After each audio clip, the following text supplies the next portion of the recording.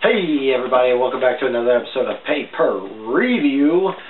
You know who I am. I'm War Machine MJ, and of course, old Mr. No Days Off Roddy Dotty is punching the clock very aggressively tonight. So, I'm here doing the news alone. On camera we got Pockets, and then we got mainstream Malcolm, who keeps freaking smiling even though he's not on the damn camera. Yes, folks, I won't lie, this is our third take. We've had foobar takes of this, so this is going to be our third and final freaking take. Even kills me. Hopefully it won't come that far. This time we're going to be reviewing Elimination Chamber, or I'm going to be reviewing Elimination Chamber using Rodimus's notes. Yeah. The Elimination Chamber. 6 metric tons of fun. Careers will be shortened. Lives will be altered. Bodies will be broken. Destinies will be realized. And so on and so forth. You know. And fucks will not be given. Exactly. You know, people just move past that. They're looking forward to Money in the Bank. Ching. So yeah, you know how this goes. We start with the least appealing match, end off on the big picture, and we got Superstar Match of the Night. You know, our rating systems out of 5 rods, even though Rodimus isn't here. The rating system is still the same since it's his brainchild. Now let's get started, shall we? The pre-show. It saw Stardust taking on Zack Ryder, Mr. Woo Woo Woo versus his name is Cody. And this match was really, really blah. It didn't have any flash to it at all. Commentators, I watched this match, I listened to it, I couldn't stand listening to them. It was like, I took a shot of stupidity in my ear. But yeah, Cody won. You know, it was 6 minutes, 12 seconds, and we're not giving this a rating because everybody forgot to care. The pre-show also showed the return of Miz TV with his special guest Daniel Bryan Flakes, as we got to see what the Goat Man had to say. And he said that his career is not over. We have no clue what this means. All we know is his career is not over. He will not die. So, yeah, Miz then got agitated because Daniel Bryan was stealing the show from him. So, you know, he said, I can't beat you down, but you can't beat me down. So Daniel Bryan brought in people who could beat him down. The freaking meta powers. Why? The freaking meta powers. Why? Stupid. Alright. Anyway, moving on. The first match on the main card is the Elimination Chamber match for the WWE Tag Team Championships. This is the first time the Elimination Chamber has saw the defense of the WWE Tag Team. It's going to be, it was Los Matadores, the sad Spanish stereotype, versus the Pretension, versus Tyson and Kid, versus Lucha Dragons, versus Primetime Players, versus the new Day Sucks. Yeah. It was really exhilarating. There was a lot of tag team moves being pulled off. You know, they were all goaded into pulling off those moves. You know, I'm just saying. So. Just saying. Give you a play-by-play of who was eliminated. Of course, the stipulation is, you know, if one member of the team is pinned or submitted, the whole team's eliminated, which that's kind of stupid. It should be the last person standing wins it for the team. Anyway, the play-by-play. The Matadors were beat by the Pretension. And then the Lucha Dragons were beaten by the Pretension. Then the Pretension was beaten by Tyson and Kid. And then Tyson and Kid were beat by the New Day. Then the Primetime Players were beat by the New Day. They had all 3 in the match, and they all 3 covered Darren Young. So yeah, New Day still champs, unfortunately. It was a pretty cut and dry kind of match. Lasted 23 minutes, 28 seconds. It gets a 3.5 out of 5. Thrilling. Next match is the triple threat match for the Divas Championship. It's Nikki Bella defending against Paige and Naomi. to be honest, I couldn't find myself paying attention to this match. I mean, it was an okay match, but it just had no sizzle to it, had no flash, except for those damn light-up shoes. What is she, like a freaking 5-year-old? I swear to God. But, yeah, pretty much cut and dry. Nikki Bella retained. Lasted 6 minutes, 4 seconds. Gets a 3 out of 5. Yawn. The next match, which this match was pretty damn good. It was champion versus champion. Kevin Owens versus John Cena. You know, the NXT champion versus the United States champion. Pretty good back and forth match between two men. Okay. Still going. And what was that all about?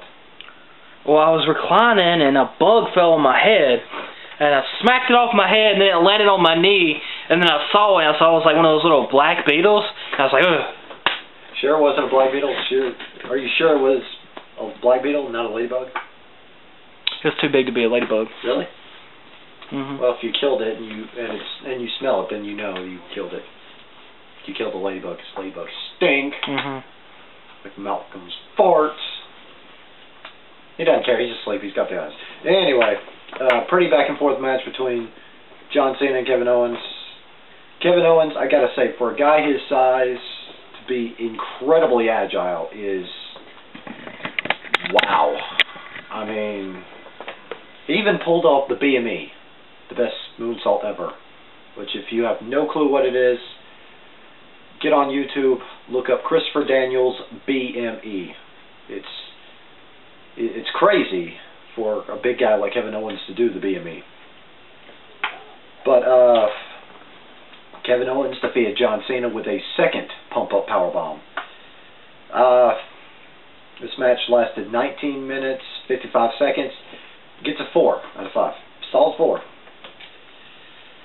And this match, the next match, had no flavor whatsoever. It was still good, it just didn't shine too much. It was Neville versus Rodimus's favorite wrestler in the entire world, in the entire history of wrestling, Bro Dallas. Be honest, it didn't really stand out too much. Bo Dallas was coming in trying to target that injured leg of Neville, try and keep him grounded. That didn't work too well. I mean, Neville was still providing that high-risk offense. It was still an incredible match to behold. But with that, Neville won 8 minutes, 54 seconds. It's a 2.5 out of 5. It really didn't shine too much. Next match, the second Elimination Chamber match, was for the WWE Intercontinental Championship.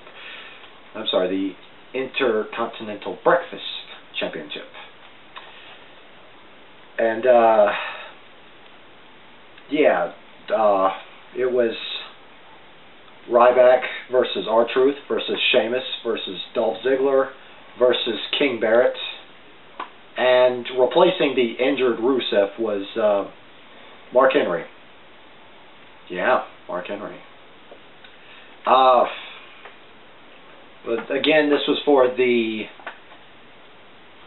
vacant, I couldn't think of the word, the vacant Intercontinental Championship. And it was pretty good for what it's worth. It started out Barrett versus Ziggler, then as soon as R-Truth was scheduled to be in, Barrett jumped in to sell and beat him down. Yeah. And then, of course, Barrett made the mistake of springing Mark Henry free early in the match because he threw R-Truth into Mark Henry's cell and it knocked away the plexiglass. It was fun. Really fun. Anyway, the play-by-play, it was Barrett eliminated first. I can't remember who got eliminated, who eliminated who, so don't expect me to know that. Barrett got eliminated. Then R-Truth, Mark Henry, Dolph Ziggler, and it came down to Ryback versus Sheamus. Sheamus got eliminated by Ryback. Ryback is the Intercontinental Breakfast Champion, so every time he comes down to the ring, they have to feed him more breakfast, more French toast, more bacon. Give that man all the bacon you've got. But anyway, the post-match was pretty special. Daniel Bryan came into the ring, handed Ryback the belt, saying it was well-deserved. You know, paid a little respect to Ryback. You know, it was just well-deserved. Damn, I shouldn't have done that way. This match lasted 25 minutes, 12 seconds. It gets a 3.5 out of 5. So yeah, it was pretty good. Now, the last match of the card for the WWE World Heavyweight Championship. Jeez, they have to shrink that name down. It was Dean Ambrose versus Seth Rollins for the championship. Yeah, the prerequisite at the beginning of the match was that if Roman Reigns got involved in the match any way, shape, or fashion, Dean Ambrose would automatically lose. So it was a one-man stand versus, you know, two halves of a failed career in J&J Security, the Devil's favorite lapdog Kane, and old Two-Tone himself. And if you can hear that, Mainstream Malcolm is out cold with the goddamn itis again. Could you hear it on the last video? No, but we heard you pretty much laugh yourself into a coma. Yeah. Dean Ambrose put up a valiant effort. He knocked out Kane and J&J. And the turning point in the match, I mean, he was rolling in it. But he got up to the top, about to take Seth Rollins down. Rollins grabbed the referee and used him as a meat shield. Ambrose came off, took both of them out. They fought back and forth. Ambrose hit the dirty deeds, knocked Rollins down. By the time the referee got to the ring, by the time the second referee got to the ring and counted it, Ambrose already had it. The crowd made sure. So by the time the match officially ended, there was a 5 count on the pin. Yeah. But after Dean Ambrose was declared the new champion, the first referee that got knocked out threw the match out in favor of Ambrose. So Dean Ambrose won, of disqualification. And being the good sport that he was, he took the title. Yes, he confiscated the title and told Roman Reigns, who backed him up at the end of the match, that the champ's buying at the local bar. So, yeah, the champion we were supposed to have just bought drinks. For his enforcer. For his enforcer. All hail the enforcer. So, yep. This match lasted... What? That's the thing that landed on me. Oh. See if I can... Okay, that scared it off. Anyway, 21 minutes, 44 seconds. What's the match time? This match gets a 4 out of 5. I would agree. That was a good match, even though the ending was bullshit. But, well, in WWE's defense, we did pay $9.99 to see bullshit. Mm-hmm. So they're free to do whatever they want at this point. But at least we're not, buying from satellite cable where we're paying $60 damn bucks to watch one show. Highway robbery. Anyway, before we get to Superstar and Match of the Night, one of our long-term supportive fans sent in their analysis of the show. And you'll have to stay with us because this is kind of short. Short, straight and to the point. This... Again, if you can hear that, Mainstream Malcolm has turned into a lumberjack. Lumberjack, yes. He's sawing logs. So, once this camera goes off, we're about to have a lumberjack match. Anyway, this review comes in from our long-term supportive fan, Marty Jackson. Thank you very much. The thoughts on the Chamber. Best match, Ambrose versus Rollins. I completely agree. Best result, Ryback is the new Intercontinental Champion. Title presented by Daniel Bryan is a genuine moment. I can agree with that. Daniel Bryan, it stated, is, you know, one of the few superstars whose heart is completely in pro wrestling.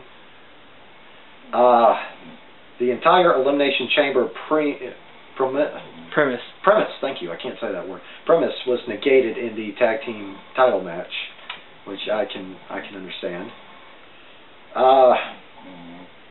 Neville defeat Bo Dallas, yay. Again, I can agree. Even though the match had no flavor whatsoever, it wasn't bammed up a notch.